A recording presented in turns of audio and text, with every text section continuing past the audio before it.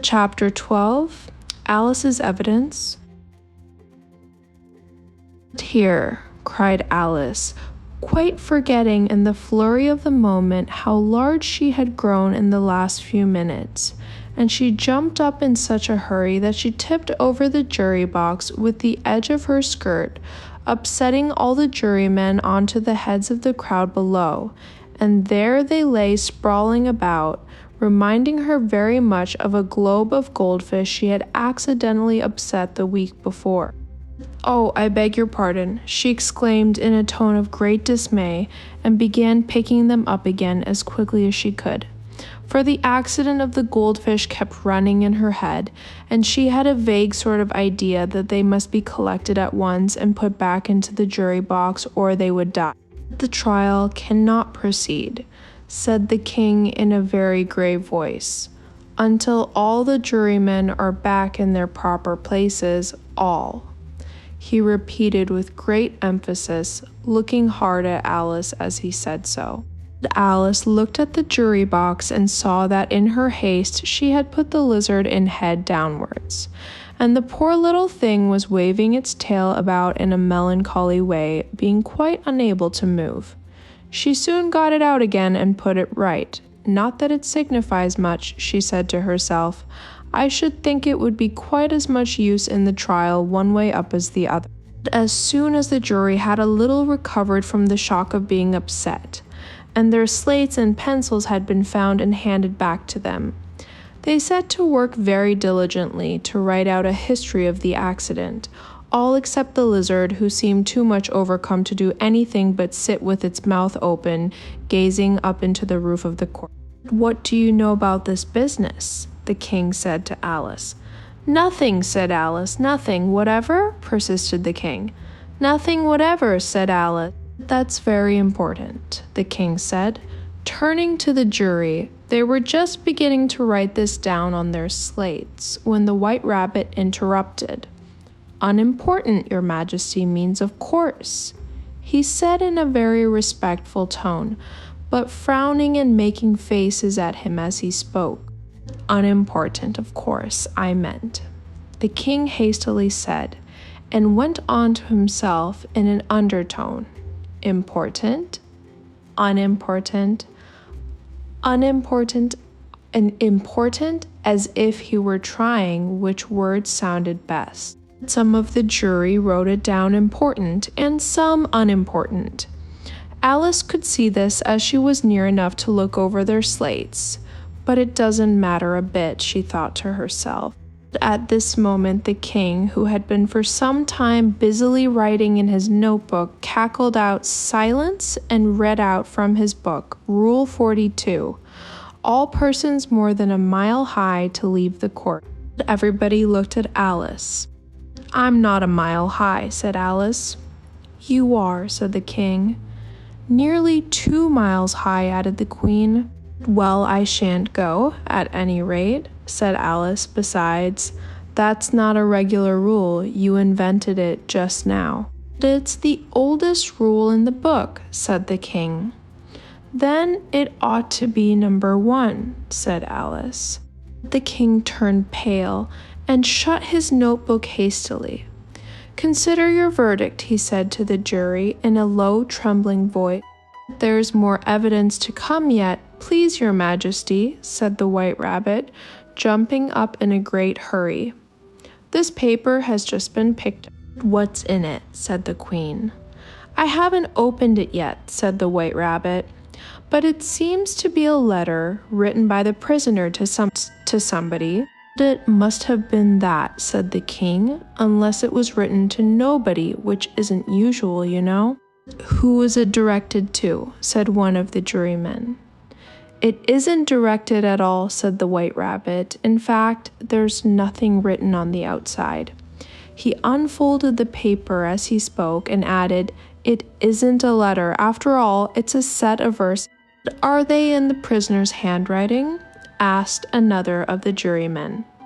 "No, they're not," said the White Rabbit, "and that's the queerest thing about it." The jury all looked puzzled. "He must have imitated somebody else's hand," said the king. The jury all brightened up again. "Please your majesty," said the knave, "I didn't write it, and they can't prove I did. There's no name signed at the end." "If you didn't sign it," said the king, "that only makes the matter worse. You must have meant some mischief, or else you'd have signed your name like an honest man." There was a general clapping of hands at this. It was the first really clever thing the king had said that day. "That proves his guilt," said the queen. "It proves nothing of the sort," said Alice. "Why? You don't even know what they're about. Read them," said the king. The White Rabbit put on his spectacles. "Where shall I begin, please your majesty?" he asked. "Begin at the beginning," the king said gravely, "and go on till you come to the end, then stop." These were the verses the White Rabbit read. "They told me you had been to her and mentioned me to him. She gave me a good character, but said I could not swim. He sent them word I had not gone. We know it to be true. If she should push the matter on, what would become of you? I gave her 1. They gave him 2. You gave us 3 or more.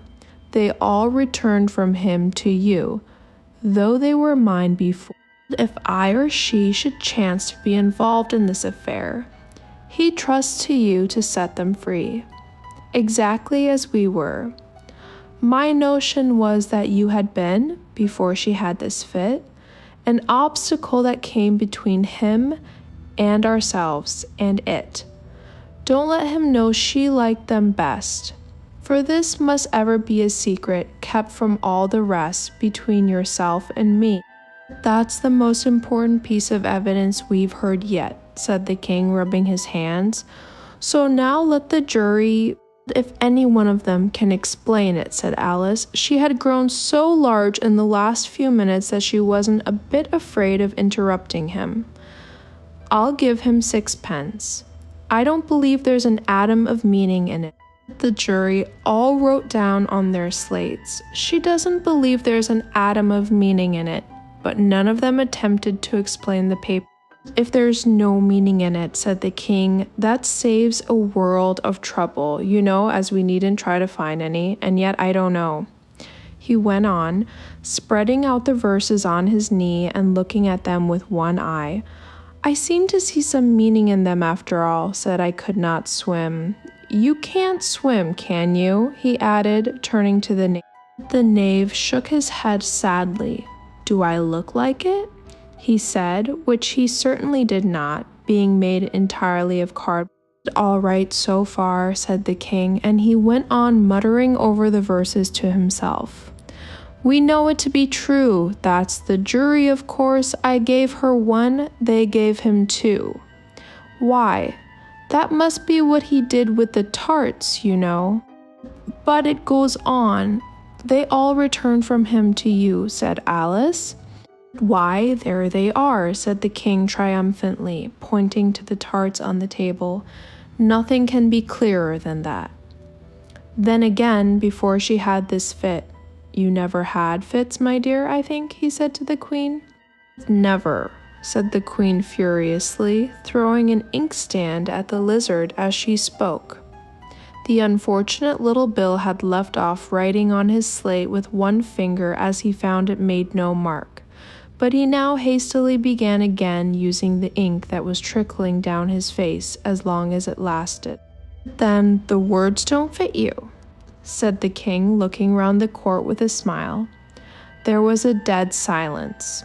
"It's a pun," the king added in an offended tone, and everybody laughed.